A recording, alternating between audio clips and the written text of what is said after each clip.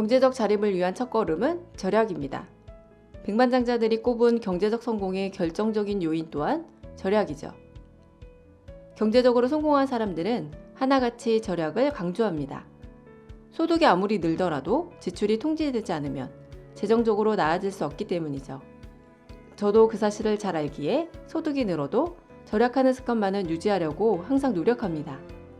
하지만 누구에게나 돈을 아끼고 싶지 않은 분야가 있듯이 저에게도 돈을 기꺼이 쓰고 싶은 두 가지 지출이 있습니다. 저에게 여행은 행복 그 자체이면서 성취에 대한 보상이자 재충전을 위한 휴식입니다.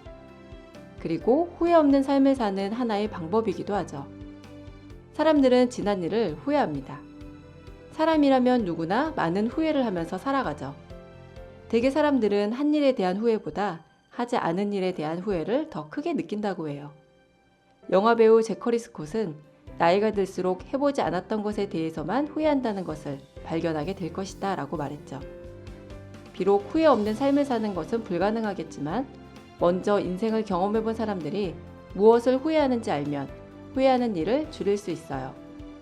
기나긴 인생의 대부분을 산 노인들은 삶에 있어 무엇이 가장 큰 후회를 남기는지 그리고 무엇이 인생을 잘 살았다는 기분을 느끼게 해주는지를 모두 경험했기 때문이죠. 삶의 마지막에 서 있는 인생의 선배들은 무엇을 가장 많이 후회할까요? 1000명이 넘는 노인과의 인터뷰를 담은 내가 알고 있는 걸 당신도 알게 된다면 이라는 책에 의하면 여행을 미루다가 너무 늦어버린 것이라고 해요. 많은 사람들이 삶의 마지막 10년은 여행을 더 많이 다니지 못하는 것을 후회하며 보낸다고 합니다. 그들은 이렇게 조언합니다. 은퇴를 계속 늦추면서 지칠 때까지 일만 하지 마라. 나이가 더 들어 여행을 갈 수 있을지 없을지, 나중에 아프게 될지, 죽을지 어떻게 알겠는가. 그러니 경제적으로 큰 무리가 없다면 젊을 때 가능한 많이 여행하라. 그리고 여행이 좋은 건 알지만 그럴 여유가 없다고 말하는 사람들에게 이렇게 얘기합니다. 다른 곳에 지출할 돈을 아끼거나 먼저 사용해도 좋을 만큼 여행은 가치 있는 일이다. 모두 70을 넘긴 꽃보다 알배의 출연진들은 입을 모아 여행은 즐거운 곳이라고 말합니다. 그리고 이어서 이렇게 후회하죠. 젊었을 때 진작 더 여행했더라면 좋았을걸. 후회 없는 삶을 위해 저도 여행을 합니다. 여행은 무엇보다 행복감을 주고 계속 전진할 수 있도록 마음에 새 힘을 불어넣어주기 때문이죠. 아는 만큼 보이고 보는 만큼 알게 된다고 하죠.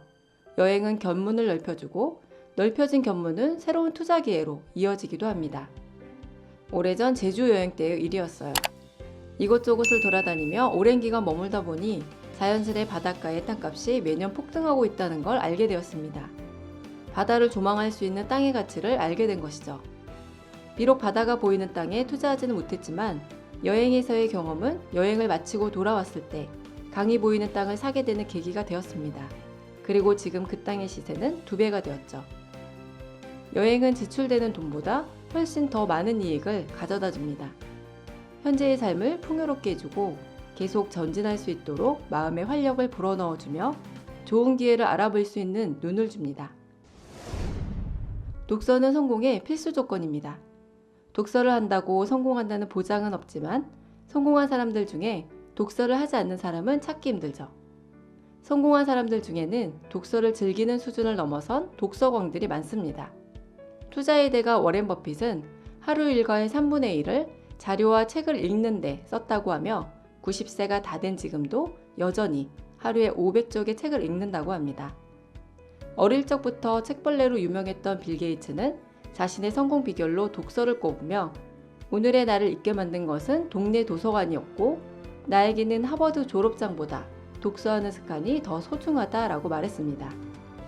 리서치 결과에 따르면 글로벌 기업 CEO들의 88%는 매일 30분 이상 책을 읽으며 평균적으로 1년에 60권 이상의 책을 읽는다고 해요. 반면에 CEO가 아닌 사람들은 90% 이상이 하루 10분 이상 책을 읽지 않으며 평균적으로 3명 중 1명은 1년 동안 단 한 권의 책도 읽지 않는다고 합니다. 주변을 보면 의외로 책 한 권 제대로 읽지 않고 투자를 하는 사람들을 쉽게 볼 수 있어요. 예전에 관심 가는 땅이 생겨 매입할지 여부를 판단하기 위해 건축사 사무소를 방문했던 적이 있었습니다. 그런데 상담을 받던 중 건축사가 저를 대견하다는 듯 바라보며 이렇게 말하더군요.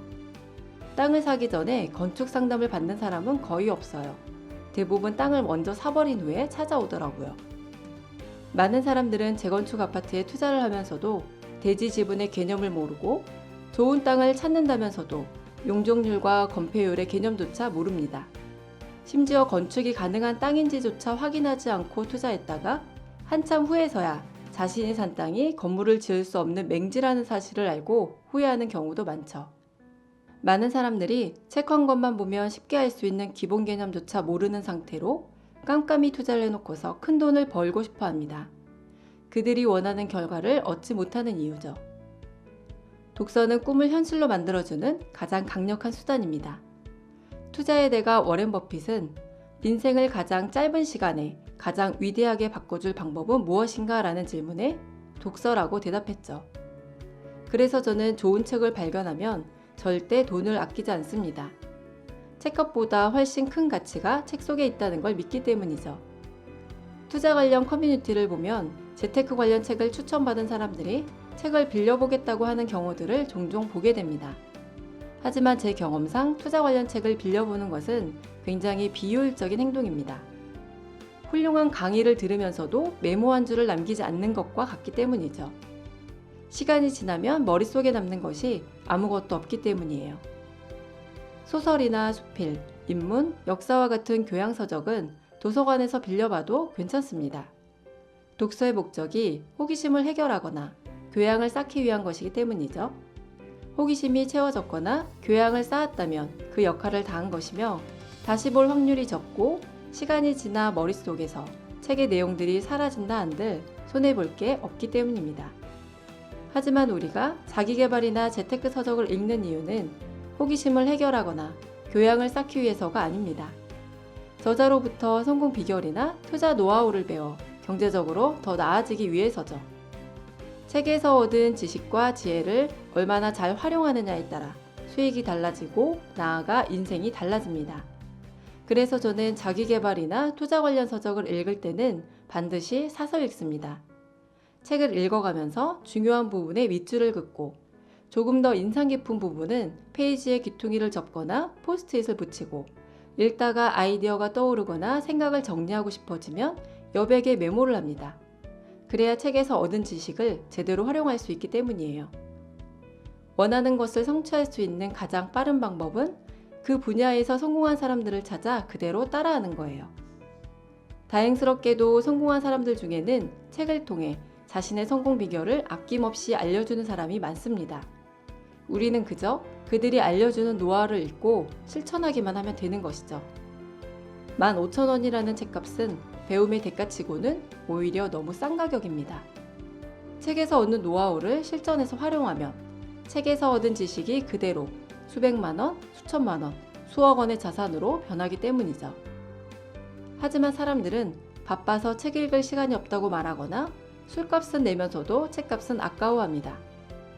주식책 한 권 읽어보지도 않고 저가 매수 기회라는 시류에 편승해 주식을 산 사람과 위대한 투자가들의 책을 읽고 그들의 투자 지혜와 원칙을 배운 사람의 투자 수익은 다를 수밖에 없습니다. 나도 한번 유튜버가 돼볼까 하고 무턱대고 유튜브를 시작한 사람과 유튜브로 성공한 사람의 성공 노하우를 여러 번 읽으면서 유튜브를 하는 사람의 성과는 다를 수밖에 없습니다. 부자가 되고 싶다면 부자의 생각이 담긴 책을 보세요. 매출을 늘리고 싶다면 성공한 사업가의 노하우를 읽어보세요. 부동산으로 또는 주식으로 재산을 불리고 싶다면 위대한 투자가들의 지혜와 철학을 배우세요. 좋은 책을 읽지 않는 사람은 책을 읽을 수 없는 사람보다 나을 게 없다.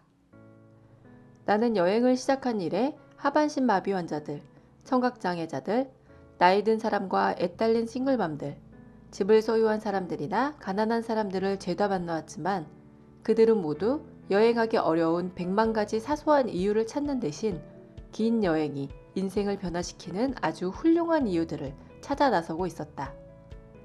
여행은 언제나 돈의 문제가 아니라 용기의 문제다. 지금까지 YGTV였습니다.